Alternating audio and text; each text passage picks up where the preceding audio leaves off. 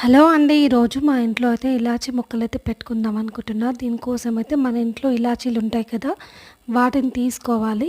వాటిలో ఇట్లా white colour ఉన్నయి మాత్రం అస్సలు పెట్టకండి. ఇట్లా బ్లాక్ కలర్ ఉన్నయి మాత్రమే పెట్టాలి. ఈ బ్లాక్ కలర్ ఉన్నయి మాత్రమే ముక్కలొస్తాయంట.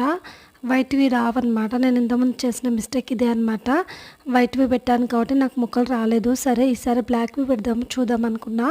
ఇప్పుడు అయితే ఒక చిన్న ప్లాస్టిక్‌ది ఒకటి ఉంటే దాన్ని కింద హోల్స్ పెట్టేసి పైన మట్టంతా వేసుకొని, వాటర్ వేసుకొని మట్టంతా నానబెట్టుకున్నానండి.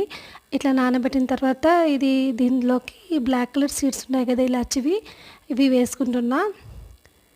చూడండి మట్టి అయితే ఇలానే ఉండాలనమాట. ఇలా ఉంటే తొందరగా మొక్కలు గ్రోత్ అవుతాయన్నమాట. చూద్దాము. నేనైతే ఇట్లా అన్నీ ఏసుకున్నా. ఇట్లా వేసేసుకొని మొత్తం ఇలా చేత్తోటైతే ఇట్లా మొత్తం ఒత్తేసుకోవాలనమాట. ఇలా ఒత్తిన తర్వాత ఒకసారి చూడండి మొత్తం ఇలా అనేసుకుంటున్నాను. అన్నీ పైకి రాకుండా మొత్తం కిందికి వెళ్ళిపోయేటట్లు. ఇలా చేయడం వల్ల తొందరగా అయితే ప్లాంట్స్ వస్తాయంట. చూద్దాము.